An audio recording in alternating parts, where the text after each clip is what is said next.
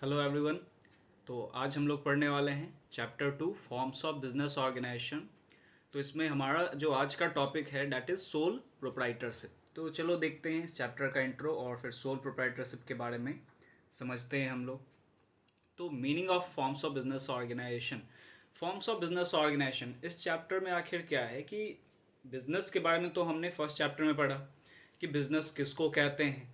तो उसमें एक टर्म आया था कि इन्फोर्सिबिलिटी बाय लॉ, यानी कि बिजनेस वही होगा जो लॉ के द्वारा इन्फोर्सिएबल होगा। तो यहाँ पे भी फॉर्म्स ऑफ बिजनेस ऑर्गेनाइजेशन में हम ये देखेंगे कि बिजनेस कितने तरह का हो सकता है और लॉ कौन से तरीकों को क्या करती है, वैलिड मानती है।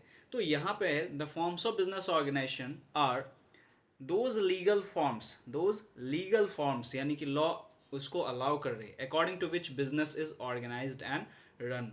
तो जिसके अकॉर्डिंगली बिजनेस क्या होता है, ऑर्गेनाइज्ड हो रहा है, स्टैब्लिश हो रहा है और चलता है।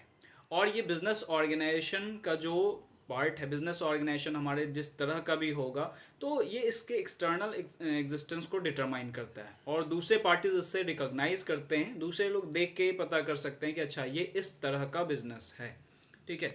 तो चलो इस फॉर्म्स ऑफ बिजनेस ऑर्गेनाइजेशन को हम लोग देखते हैं कि क्लासिफाई किस तरह से किया गया। ये आप ध्यान से देखो यहाँ पे कि फॉर्म्स ऑफ बिजनेस ऑर्गेनाइजेशन को किस तरह से क्लासिफाई किया गया है। तो चलो देखते हैं इसमें फॉर्म्स ऑफ बिजनेस ऑर्गेनाइजेशन। तो फॉर्म्स ऑफ बिजनेस ऑर्गेनाइजेशन हमारा आया क्या कि इसको 3 पार्ट्स में डिफाइन किया गया है, क्लासिफाई किया गया है।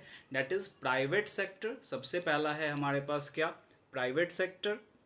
और दूसरा है पब्लिक सेक्टर, तीसरा है जॉइंट सेक्टर, है ना। तो private sector, public sector and joint sector.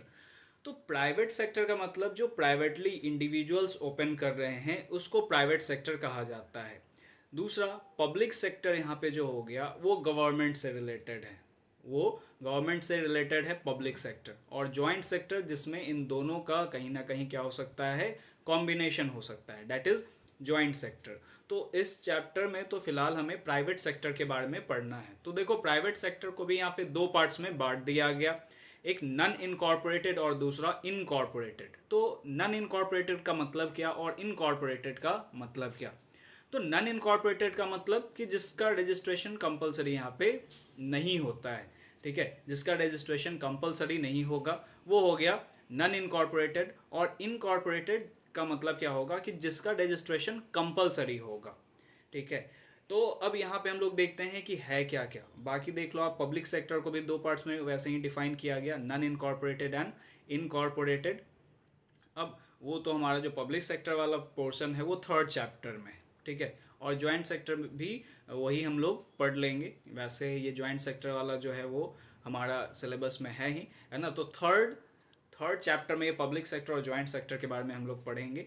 इसमें इस चैप्टर में हम लोग प्राइवेट सेक्टर के बारे में पढ़ने वाले हैं। तो प्राइवेट सेक्टर में देखो क्या क्या है, sole proprietorship, partnership, joint Hindu family business, joint venture. वैसे तो सिलेबस से ज्वाइंट वेंचर फिलहाल अभी हटा दिया गया है, लेकिन हम लोग पढ़ेंगे, है ना, नॉलेज के लिए हम लोग ज्वाइंट वेंचर के बारे में भी पढ़ेंगे। फिर है ज्वाइंट स्टॉक कंपनी जो इनकॉर्पोरेटेड में है, और कोऑपरेटिव इंटरप्राइजेज या कोऑपरेटिव सोसाइटीज इसको कहते हैं। तो ये कुछ फॉर्म्स ऑफ बिजनेस ऑर्गेनाइजेशन का हमारा क्लासिफिकेशन हुआ। अब देखो क्लासिफिकेशन अभी तो उतना डिटेल में ये समझ में नहीं आएगा, जैसे जैसे हमारा चैप्टर आगे बढ़ेगा वैसे वैसे आप लोगों को ये समझ में आने लगेगा। मैं आप सभी को ये एक्सप्लेन करूँगा अच्छे से। लास्ट जब हमारा होगा ये चैप्टर तो फिर से एक बार ये हम फॉर्म्स ऑफ बिजनेस ऑर्गेनाइजेशन का क्लासिफिकेशन देखेंगे। तो चलो पहला हम लोग मूव करते हैं सोल प्रोप्राइटरशिप पे कि सोल प्रोप्राइटरशिप आखिर क्या है। चलो तो पहला हमारा जो टॉपिक है दैट इज सोल प्रोप्राइटरशिप। तो इसमें हम लोग देखते हैं क्या क्या है। तो देखो सोल प्रोप्राइटरशिप ये वर्ड कुछ अलग सा लग रहा है। ठीक है। अब यहाँ पे क्या है, सोल का मतलब क्या और प्रोप्राइटरशिप का मतलब क्या होता है। तो सोल का मतलब क्या हो गया, सोल इम्प्लाइज ओनली। सोल का मतलब क्या हो गया, यहाँ पे ओनली या सिंगल को इम्प्लाई कर रहा है। और प्रोप्राइटर का मतलब क्या हो रहा है, ओनर। ठीक है, प्रोप्राइटर का मतलब क्या हो जाता है, ओनर। यानी कि जिस भी बिजनेस में सिर्फ और सिर्फ एक ही ओनर होगा तो उस बिजनेस को, उस फॉर्म्स ऑफ बिजनेस ऑर्गेनाइजेशन को सोल प्रोप्राइटरशिप कहा जाएगा। Sole proprietorship means a business owned, finance, control by a single person. तो क्या हुआ कि ऐसा बिजनेस जो ओन किया जा रहा है, ओन किसके द्वारा किया जा रहा है, एक पर्सन के द्वारा, फाइनेंस्ड यानी पैसा उसमें कौन लगा रहा है, तो वो भी एक सिंगल पर्सन ही, और कंट्रोल उस पूरे बिजनेस ऑर्गेनाइजेशन को वही एक सिंगल पर्सन कर रहा है। तो owned, finance and control by a single person, इकलौता मतलब अकेला आदमी क्या कर रहा है, उस बिजनेस का ओनर है। ठीक है, who is recipient of all profit and bearer of all risk. यहाँ पे क्या बोला गया कि रिसिपेंट ऑफ ऑल प्रॉफिट, यानी कि पूरे प्रॉफिट का जो हकदार है, रिसीव कौन कर रहा है, वो अकेला वही पर्सन करेगा, और रिस्क भी साथ साथ वही अकेला पर्सन क्या करेगा, रिस्क पूरा का पूरा उसी के कंधों पे होगा। अब यहाँ पे आते हैं कि such businessman is called as sole trader, उसको सोल ट्रेडर या सोल प्रोप्राइटर कहते हैं। ठीक है, उस बिजनेसमैन को क्या कहेंगे, सोल ट्रेडर या फिर sole proprietor. And such trade is known as sole trade, और वैसे ट्रेड को क्या कहा जाता है, सोल ट्रेड, यानी कि सोल प्रोप्राइटरशिप को सोल ट्रेड भी कहा जा सकता है। इसका बहुत ही आसान एग्जाम्पल आप देख सकते हो अपने लोकेलिटीज़ में, जो ग्रॉसरी शॉप होता होगा, है ना, जो किराने का दुकान होता होगा, तो वो एक बेस्ट एग्जाम्पल है सोल प्रोप्राइटरशिप का। ऐसे तो काफ़ी हो सकते हैं, लेकिन ये ध्यान रखना है कि बिजनेस में सिर्फ और सिर्फ एक अकेला पर्सन जहाँ पे भी होगा, उस बिजनेस को सोल प्रोप्राइटरशिप कहा जाएगा। ठीक है, आगे हम लोग मूव ऑन करते हैं कि फीचर्स, इसको और डिटेल में हम लोग इसके फीचर्स के थ्रू जानते हैं कि क्या क्या फीचर्स है सोल प्रोप्राइटरशिप का। सबसे पहला और सबसे इम्पॉर्टेंट जो है डैट इज सिंगल ओनरशिप, है ना। ओनरशिप कैसा है, सिंगल है, यानी कि अकेला एक पर्सन उसको क्या कर रहा है, ऑपरेट कर रहा है। ओनर जो है वो अकेला है, यानी कि जितने भी रिसोर्सेज हैं, एसेट्स है बिजनेस के, वो सभी कौन ओन कर रहा है, डैट सिंगल पर्सन, वो अकेला वो एक पर्सन ही ओन करेगा। नेक्स्ट है कंट्रोल। अब कंट्रोल का यहाँ पे बात किया गया, तो कंट्रोल का मतलब क्या हुआ, the owner takes all decision. Control का मतलब जहाँ पे भी कंट्रोल वर्ड आता है, यानी कि डिसीजन मेकिंग पावर जब आपके हाथ में है, यानी कि आप कंट्रोल लगा सकते हो। तो यहाँ पे क्या है कि ओनर के ही पास सभी डिसीजन मेकिंग के पावर होंगे, उसको किसी से भी पूछने का ज़रूरत नहीं है कि मैं ये डिसीज़न लूँ या ना लूँ। वो अपॉइंट कर सकता है कुछ प्रोफेशनल्स को, ठीक है, उसका एडवाइस ले सकता है, बट उसको फॉलो करना या ना करना वो सिर्फ और सिर्फ ओनर का ही डिसीज़न होगा, है ना। प्रोफेशनल्स को वो अपॉइंट कर सकता है कि अच्छा आप मेरा अकाउंट देख लो, है ना, आप थोड़ा सा आप क्या कर लो कि कस्टमर हैंडलिंग कर लो, तो ये काम कर सकता है, और कुछ राय विचार भी ले सकता है, एडवाइस भी ले सकता है, लेकिन उस एडवाइस को मानना या ना मानना वो पूरा का पूरा उसके ही हाथ में होगा। तो कंट्रोल भी एक ये अकेला पर्सन ही लगाएगा। नेक्स्ट है नो सेपरेट लीगल एंटिटी। देखो, सेपरेट लीगल एंटिटी, सबसे पहले हमें जानना है सेपरेट लीगल एंटिटी क्या होता है, फिर देखते हैं कि नो सेपरेट लीगल एंटिटी वाला यहाँ पे क्या कहा जा रहा है। तो बात समझो कि एक जैसे बिजनेस है, एक कॉन्सेप्ट होता है यहाँ पे सेपरेट लीगल एंटिटी का कॉन्सेप्ट, ठीक है, यानी कि उसको हम लोग कहते हैं बिजनेस एंटिटी कॉन्सेप्ट। ये अकाउंटेंसी में आपको मैं पढ़ाऊंगा, और ऐसे भी एक क्लास में मैंने इसका एक हिंट दिया था, एक ओवरव्यू दिया था कि ये कॉन्सेप्ट क्या होता है। तो बिजनेस एंटिटी कॉन्सेप्ट के का मतलब क्या हो गया, बिजनेस एंटिटी कॉन्सेप्ट का मतलब जो हो जाता है कि ओनर जो है, ठीक है, ओनर एंड बिजनेस, ठीक है, ओनर जो है और उसका जो बिजनेस होगा, दोनों एक दूसरे से क्या होगा, अलग होगा। ठीक है, owner and business both are separate and distinct from each other. ये है बिजनेस एंटिटी कॉन्सेप्ट कि ओनर अलग है और बिजनेस अलग है। एंटिटी का मतलब हो जाता है पर्सन, ठीक है, यानी कि लॉ के अकॉर्डिंगली दो तरह के पर्सन होते हैं, एक हो जाता है नेचुरल पर्सन और दूसरा हो जाता है आर्टिफिशियल पर्सन। तो नेचुरल पर्सन वैसे पर्सन को कहेंगे जो क्या है, सांस ले रहा है, जिंदा है, वैसे पर्सन को, जो फिजिकल एग्जिस्टेंस जिसका है। और आर्टिफिशियल पर्सन किसको कहेंगे, नहीं, रोबोट्स को यहाँ पे हम नहीं कहेंगे, हम किसको आर्टिफिशियल पर्सन कहेंगे, तो आर्टिफिशियल पर्सन वैसे पर्सन को कहते हैं those person which is created by law, law के द्वारा वो क्रिएट किया गया। कैसे लॉ क्रिएट करता है, तो रजिस्ट्रेशन से, जैसे ही किसी बिजनेस का रजिस्ट्रेशन हो जाता है तो वो क्या हो जाता है कि एक अलग एंटिटी बन जाता है, उसको आर्टिफिशियल पर्सन कहते हैं। तो उसको फंडामेंटल राइट्स छोड़ के बाकी सभी राइट्स उसको दिए जाते हैं उस आर्टिफिशियल पर्सन को। जैसे कि क्या, तो वो अपने नाम से लैंड एक्वायर कर सकता है, वो अपने नाम से एसेट्स एक्वायर कर सकता है, वो किसी दूसरे पर्सन से कॉन्टैक्ट कर सकता है ठीक है, कॉन्ट्रैक्ट कर सकता है, अग्रीमेंट कर सकता है, ठीक है, कोई उस पर केस फाइल कर सकता है, किसी पर्सन पे वो भी केस फाइल कर सकता है। तो ये आर्टिफिशियल पर्सन्स को राइट मिलते हैं। लेकिन वो किस में होता है, जिसका रजिस्ट्रेशन क्या हो जाता है, कंपलसरी हो जाता है। बट सोल प्रोप्राइटरशिप में कोई रजिस्ट्रेशन कंपलसरी नहीं है, ठीक है। इसके वजह से क्या हो जाता है, जब रजिस्ट्रेशन ही नहीं हुआ तो ये बिजनेस एक अलग एंटिटी यानी आर्टिफिशियल पर्सन नहीं बना।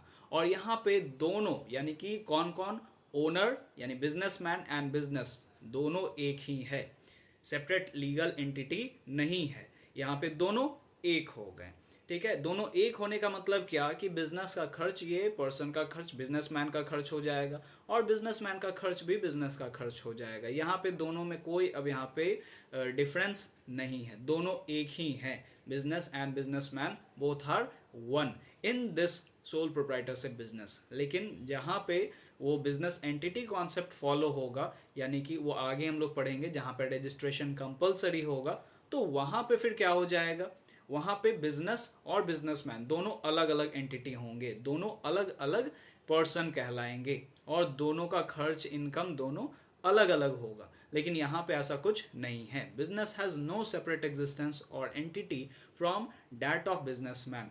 This makes owner completely responsible for all the activities. अब इसके वजह से बिजनेस में जो भी एक्टिविटीज़ हो रहा है उसके लिए सिर्फ और सिर्फ कौन जिम्मेदार होगा, तो उसके लिए सिर्फ और सिर्फ ओनर ही जिम्मेदार यहाँ पे होगा, ठीक है। चलो आगे हम लोग देखते हैं इसमें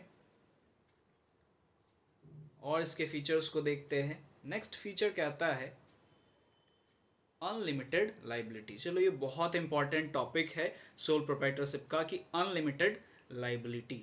तो लाइबिलिटी आप जान रहे हो कि अब क्या होता है, लाइबिलिटी का मतलब क्या हो गया, लाइबिलिटी का मतलब हो गया कि कोई भी कर्ज और उधार जो ऑब्लिगेशन है हमें फ्यूचर में किसी पर्सन को पे करना है। तो यहाँ पे आप समझो कि लाइबिलिटी अनलिमिटेड है, इसका मतलब क्या हो गया कि लिमिटेड लाइबिलिटी क्या हो जाता है और अनलिमिटेड लाइबिलिटी क्या होता है। तो क्योंकि यहाँ पे जो बिजनेस मैन हुआ, ठीक है, जो बिजनेस मैन हुआ और जो बिजनेस हुआ दोनों एक ही है, दोनों एक ही है, कोई सेपरेशन नहीं है। तो अब इससे अनलिमिटेड लाइबिलिटी का एक कॉन्सेप्ट आता है कि अगर ये बिजनेस किसी से लोन लिया हुआ है, ठीक है, ये बिजनेस अगर किसी से लोन लिया हुआ है और इसको चुकाना है, तो इस बिजनेस के जितने एसेट्स हैं सभी को सेल करने के बावजूद भी अगर नहीं चुकाया जा रहा है, यानी बिजनेस मान लेते हैं 5 लाख का लोन लिया और 5 लाख वो जो भी एसेट्स वगैरह था, गुड्स था, सभी को सेल भी कर दिया, फिर भी 5 लाख नहीं ये चुका पा रहा है ये बिजनेस। अब क्या होगा, in this case the personal property of the owner is also liable to pay the debt. इसका मतलब क्या हो गया कि अब इस केस में लोन अगर बिजनेस नहीं चुका पा रही है अपने एसेट्स से और बिजनेस का कैपेबिलिटी नहीं है अब, तो ओनर का पर्सनल प्रॉपर्टी भी अब सेल करना पड़ेगा, पर्सनल प्रॉपर्टी भी लाइबल होगा इसको पे करने के लिए। यानी कि यहाँ पे क्या हो गया कि ओनर को अपने पॉकेट से पैसा लगाना होगा, ठीक है। ओनर का घर बार भी बिक सकता है इस केस में, इस सिचुएशन में, ठीक है, क्योंकि लाइबिलिटी यहाँ पे अनलिमिटेड हो गया। अब वो कहीं से भी, अब जैसे मान लेते हैं बिजनेस का जितने भी एसेट्स था 1 लाख ही आया उस सभी को सेल करने से, अभी 4 लाख बाकी है, तो 4 लाख इसको अपने पॉकेट से देने पड़ेंगे। यानी अपना अब जो भी इसके पास अपने पर्सनल प्रॉपर्टी हैं सभी को दाव पे लगाना पड़ सकता है। कैश है तो कैश देना पड़ेगा, नहीं तो इसके अपने पर्सनल प्रॉपर्टी भी अब इस कर्ज को चुकाने में लगेंगे। तो ये बहुत ही डेंजरस चीज़ है ना कि अनलिमिटेड लाइबिलिटी। क्यों ये हुआ, क्योंकि यहाँ पे कोई सेपरेशन नहीं है दोनों में। सेपरेशन अगर रहता बिजनेस और बिजनेसमैन में तो अब उतने ही के लिए लाइबल होता जितना ये कैपिटल लगा है, उससे ज़्यादा के लिए लाइबल नहीं होता। जितना ये इन्वेस्ट करता उतने के लिए लाइबल होता, लेकिन इन्वेस्ट करने के बावजूद भी इसका पर्सनल प्रॉपर्टी भी अब क्या हो जाएगा, स्टेक पे लग जाएगा। तो ये हो गया आपका अनलिमिटेड लाइबिलिटी का कॉन्सेप्ट। अब आगे इसमें एक कॉन्सेप्ट देखते हैं, नो लीगल फॉर्मेलिटीज़, यानी कि सोल प्रोप्राइटरशिप को फॉर्म करने के लिए कोई सेपरेट लॉ नहीं है। इसको फॉर्म करने के लिए कोई सेपरेट लॉ नहीं है जो कोई सेपरेट लॉ नहीं है जो सोल प्रोप्राइटरशिप को गवर्न करे। ठीक है, तो यहाँ पे hardly any two legal formalities are required to start और डिसॉल्व सच बिजनेस। तो रेयरली ही इसमें हो सकता है, किसी बिजनेस में सोल प्रोप्राइटरशिप है तो रेयरली हार्डली हो सकता है। जैसे यहाँ पे क्या हो गया, अब किसी चीज़ का ऐसा बिजनेस है कि कोई लॉ ही आ गया कि उसमें आपको रजिस्ट्रेशन करवाना होगा, या आपको कुछ तरह का रजिस्ट्रेशन कंपलसरी हो गया किसी प्रोडक्ट के लिए, तो ऐसा हो सकता है। अदरवाइज ऐसा कोई नहीं है कि इसमें लाइसेंस लेने होंगे या फिर आपको रजिस्ट्रेशन करवाने होंगे। सोल प्रोप्राइटरशिप को आसानी से स्टार्ट किया जा सकता है। जैसे आप सिंपल से एग्जांपल देखो ना, एक जो एग्जांपल मैंने बताया आपको कि किराना का दुकान, किराना दुकान में आप देखोगे या आप ग्रॉसरी स्टोर्स में आप देखोगे कि उसको स्टार्ट अगर करना है तो जो भी हमारे पास फंड है, हम जब चाहेंगे एक जगह रेंट पे एक स्टोर ले लेंगे और वहाँ पे हम अपना बिजनेस स्टार्ट कर सकते हैं। कोई लीगल फॉर्मेलिटीज़ यहाँ पे नहीं है। ठीक है, किसी किसी चीज़ों के लिए हो जाता है, जैसे अभी मैंने एक्सेप्शन बताया तो केमिस्ट शॉप जो हो गया, अब उसके लिए लाइसेंस लेने पड़ेंगे। ठीक है, वो भी अगर सिंगल यहाँ पे सिंगल ओनर है, सोल प्रोप्राइटरशिप में ओपन करना चाहता है तो वहाँ पे वैसे बिजनेस के लिए लाइसेंस लेना पड़ेगा, लेकिन अधिकतर नहीं लेना होता है। ठीक है, next, sole risk bearer and profit recipient. तो यहाँ पे क्या है कि अकेला रिस्क को बेयर करेगा ये पर्सन, अकेला पूरा का पूरा भार इसी पर्सन पे रहेगा, इस बिजनेसमैन पे रहेगा, और प्रॉफिट भी जितना भी आएगा इसी के पॉकेट में जाने वाला है, ये किसी को बांटने वाला नहीं है। तो रिस्क भी खुद ही उठाएगा पूरा का पूरा, और प्रॉफिट भी यही लेगा पूरा का पूरा। ठीक है, चलो आगे बढ़ते हैं हम लोग नेक्स्ट। इसमें इसके कुछ मेरिट्स देख लेते हैं कि मेरिट्स क्या क्या है। सोल प्रोप्राइटरशिप अगर हम बिजनेस स्टार्ट करते हैं तो उसका क्या मेरिट है। सबसे पहला, easy to start and close. सबसे पहला तो यही हो गया हमारा, easy to start and close. आसानी से हम क्या कर सकते हैं, इसको स्टार्ट कर सकते हैं और बंद भी कर सकते हैं। क्यों? क्योंकि there is no any legal formalities, कोई भी लीगल फॉर्मेलिटीज़ इसमें नहीं है हमारा। तो लीगल फॉर्मेलिटीज़ नहीं है, इसीलिए हम आसानी से स्टार्ट कर सकते हैं और बंद भी कर सकते हैं। एक कारण और है कि आसान से यहाँ पे स्टार्ट करने का, कि बहुत कम पैसे में भी हम इसको स्टार्ट कर सकते हैं। जितना हमारे पास फाइनेंस है, जितना फंड्स है, उसके अकॉर्डिंगली हम क्या कर सकते हैं, इसको स्टार्ट कर सकते हैं और बंद भी कर सकते हैं। जैसे देखो, जो बिज़नेस का रजिस्ट्रेशन कंपलसरी होता है तो रजिस्ट्रेशन करने के लिए भी स्टेप होते हैं, प्रोसेस होता है, लाइसेंसिंग लेने होते हैं, बहुत सारे डॉक्यूमेंट सबमिट करने पड़ते हैं, और बंद भी करने के लिए बहुत सारे डॉक्यूमेंट्स, और उसमें क्या होता है कि बहुत सारे स्टेप हैं बंद भी करने के लिए। लेकिन यहाँ पे सोल प्रोप्राइटरशिप को स्टार्ट करने के लिए या बंद करने के लिए कोई लीगल फॉर्मेलिटीज़ उतना ज़्यादा नहीं है। नेक्स्ट है quick decision making. Decision making यहाँ पे क्विक होगा, बताओ क्यों होगा? तो क्योंकि अकेला ओनर है ना, तो जब भी अकेला ओनर होगा तो अपने मन का मालिक है, किसी से राय विचार भी नहीं ले सकता है ना। अगर लेगा भी तो उसको वो क्या करेगा कि उसी पे डिपेंड करता है कि वो उस एडवाइस को एक्सेप्ट करे या ना करे। तो इसीलिए डिसीजन मेकिंग यहाँ पे आसानी से हो जाएगा। बड़े बिजनेसेस में डिफरेंट, मतलब वो अलग तरीके से डिसीजन मेकिंग होता है कि मीटिंग करना पड़ेगा, बहुत लोगों को मिलाना पड़ेगा, है ना, तो उसके बाद डिसाइड होगा, तो वहाँ डिसीजन थोड़ा सा डिले होता है। लेकिन यहाँ पे डिसीजन डिले नहीं हुआ क्योंकि इसके मन में आया और ये डिसीजन ले लिया। नेक्स्ट, डायरेक्ट इंसेंटिव, ये भी इसका फ़ायदा है, डायरेक्ट इंसेंटिव। तो डायरेक्ट इंसेंटिव का मतलब क्या हो गया, the sole trader has only one owner, so there is no sharing of profit. यहाँ पे कोई भी प्रॉफिट का शेयरिंग नहीं है। तो जब प्रॉफिट का शेयरिंग नहीं होगा तो पूरा का पूरा प्रॉफिट किसका होगा, इस अकेले पर्सन का ही होगा। अब यहाँ पे क्या है कि किसी को शेयर नहीं करना आता है तो ये भी इसको मोटिवेशन मिलता है कि पूरा जितना भी पैसा आया वो बस मेरा ही है, वो पैसा मेरा है, इसके अलावा किसी और का नहीं है। ये भी मोटिवेट करता है कि हमें किसी को बांटना नहीं। Next, confidentiality of information. कोई भी इंफॉर्मेशन यहाँ पे लीक होने का चांस नहीं है क्योंकि अकेला पर्सन है। यहाँ जितने ज़्यादा लोग होंगे उतना ज़्यादा कॉन्फिडेंशियलिटी हमारा ख़त्म होगा। दूसरा और भी यहाँ पे चीज़ है, क्योंकि इसके लिए कोई सेपरेट लॉ नहीं है, तो इसको अपने बुक्स ऑफ अकाउंट को पब्लिश करवाना नहीं पड़ता है। बहुत सारे जो बिजनेस रजिस्टर्ड होते हैं तो उनका बुक्स ऑफ अकाउंट उनको क्या करना पड़ता है, पब्लिश भी करवाना पड़ सकता है, या ओनर्स में वो बताना पड़ेगा सभी को। ठीक है, तो इस तरह से इंफॉर्मेशन लीक हो सकता है वो सभी में और सभी को पता चल सकता है। लेकिन सोल प्रोप्राइटरशिप में ऐसा नहीं होता है। ठीक है, क्योंकि अकेला पर्सन है, वो सारा का सारा इंफॉर्मेशन खुद के ही पास रखेगा।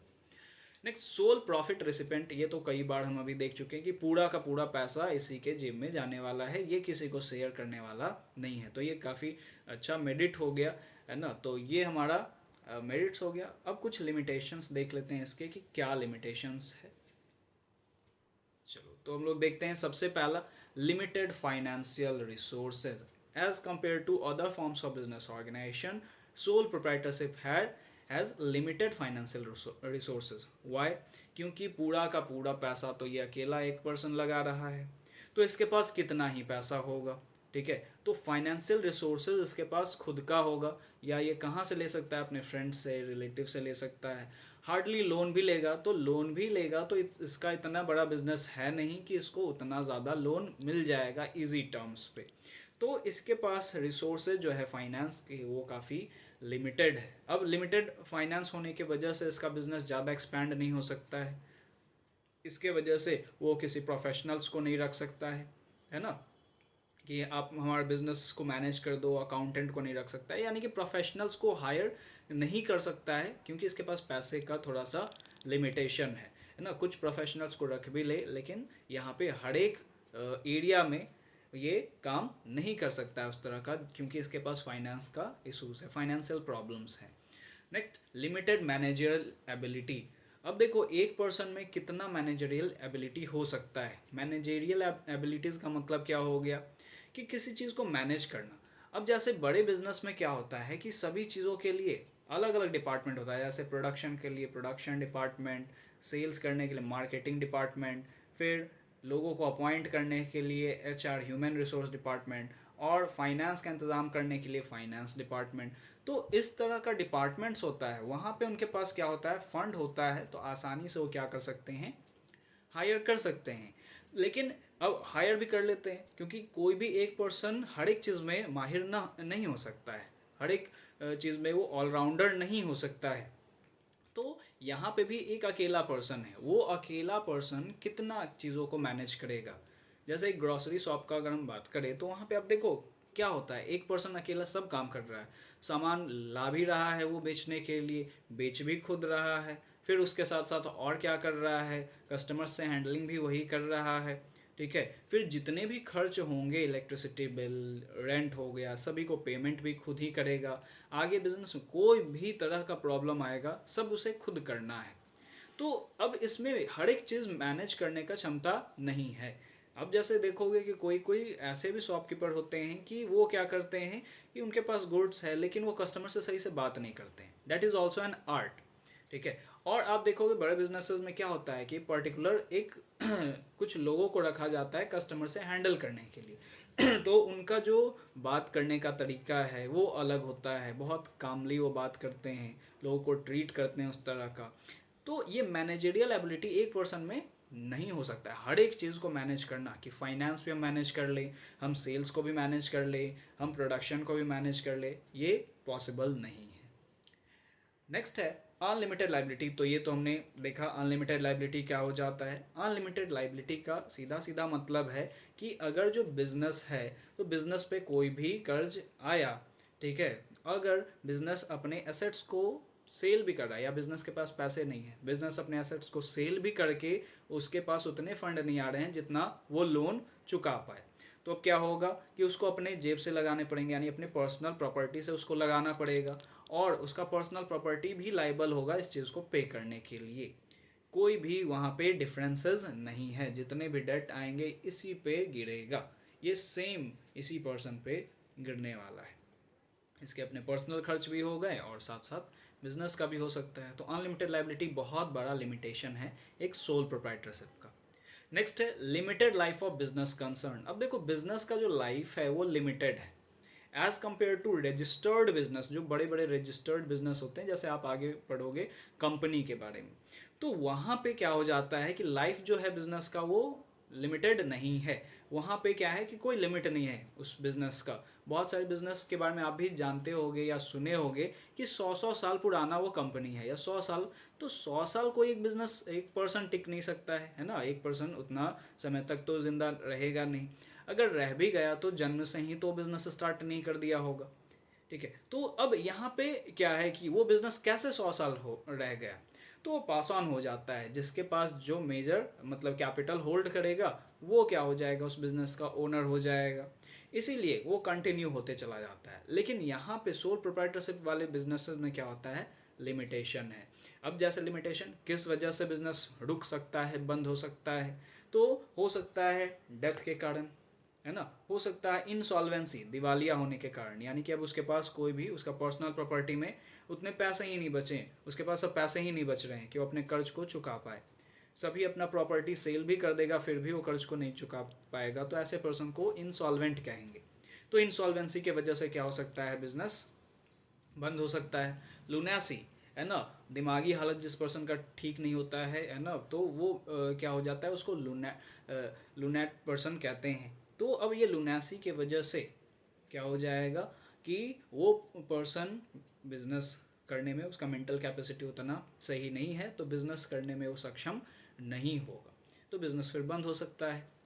इलनेस ऑफ प्रोप्राइटर, है ना, उसका तबीयत सही नहीं है, वो बीमार पड़ गया, इसके वजह से बिजनेस अफेक्ट करेगा डे टू डे। तो उस बिज़नेस को कौन ओपन करेगा, कौन बंद करेगा, तो जल्दी ही वैसे बिज़नेस बंद भी हो जाते हैं। ठीक है, तो ऐसे ऐसे बिजनेसेस वो उसका एक लाइफ लिमिटेड ही होता है। ठीक है, नेक्स्ट है limited scope for expansion. Expansion का जो स्कोप है वो लिमिटेड है। क्यों लिमिटेड है, बहुत सारे कारणों की वजह से। सबसे पहला, लिमिटेड कैपिटल, उसके पास उतने पैसे नहीं हैं जिससे वो बिज़नेस को एक्सपैंड कर सके। मैनेजरियल स्किल नहीं है उतना ही उस चीज़ों को, हर एक चीज़ों को मैनेज कर सके। तो इसके वजह से, मेनली फाइनेंस के वजह से ही वो अपने बिजनेस को एक्सपैंड नहीं कर सकता है। वो लिमिटेड मैनेजरियल स्किल्स के वजह से अपने बिजनेस को ज़्यादा एक्सपैंड नहीं कर सकता है। ज़्यादा से ज़्यादा, आप जैसे ग्रॉसरी शॉप के ओनर को आप देखो, ज़्यादा से ज़्यादा 2-4 वो ब्रांच अपना ओपन कर सकता है ना, उसी में वो रह जाएगा। उसके पास फाइनेंस का भी थोड़ा इशू होता है, इसके वजह से वो ज़्यादा अपने बिजनेस को एक्सपैंड नहीं कर सकता है। ठीक है, तो ये इसका लिमिटेशन था सोल प्रोप्राइटरशिप का। ठीक है, ये लिमिटेशन हो गया। और एक लास्ट टॉपिक है इसका, सूटेबिलिटी। कहाँ कहाँ सूटेबल है हमारा सोल प्रोप्राइटरशिप। तो देखो, सूटेबिलिटी में सबसे पहला, where the personal attention to customer is required, as in tailoring, beauty parlour, ये सभी हो गया। तो यहाँ पे जब पर्सनल अटेंशन, की हमें कस्टमर से डायरेक्ट बात करना होगा, डायरेक्ट डील करना होगा, तो वैसे बिजनेस के लिए ये सूटेबल है। Next, where goods are unstandardised. तो अनस्टैंडर्डाइज, यहाँ पे कोई स्टैंडर्ड नहीं है। जैसे बहुत सारे चीज़ों का स्टैंडर्ड फिक्स होता है ना, जैसे इलेक्ट्रॉनिक प्रोडक्ट्स हो गए तो ISI मार्क हो गए, फिर ज्वेलरीज हो गया तो वो ज्वेलरीज हॉलमार्क होता है। तो इस तरह के कुछ स्टैंडर्ड प्रोडक्ट होते हैं। तो जहाँ पे कोई स्टैंडर्डाइजेशन नहीं है, अनस्टैंडर्डाइज्ड प्रोडक्ट्स जहाँ पे बनेंगे, जैसे आर्टिस्टिक ज्वेलरी। तो आर्टिस्टिक यानी कि हम खुद से हैंडमेड बना रहे हैं, वो कोई वैसा ज्वेलरी नहीं है, गोल्ड वगैरह जैसा कुछ नहीं है।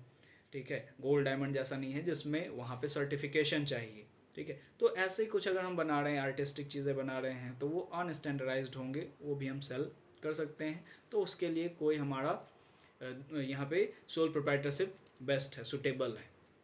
Where the modest capital and limited managerial skills are required, as in case of retail store, जहाँ पे कम पैसों में, कम कैपिटल में हमारा बिजनेस स्टार्ट हो सके और लिमिटेड मैनेजरियल स्किल्स में हम बिजनेस को कर पाएँ।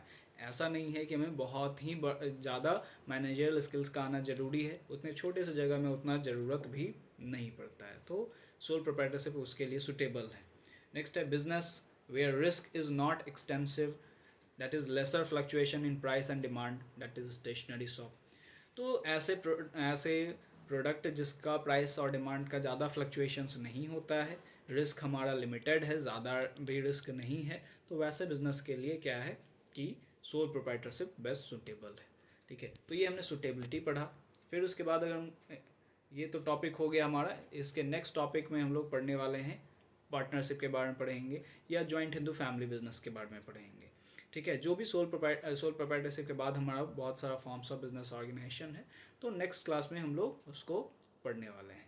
Okay, thanks for watching. I hope you understand this topic.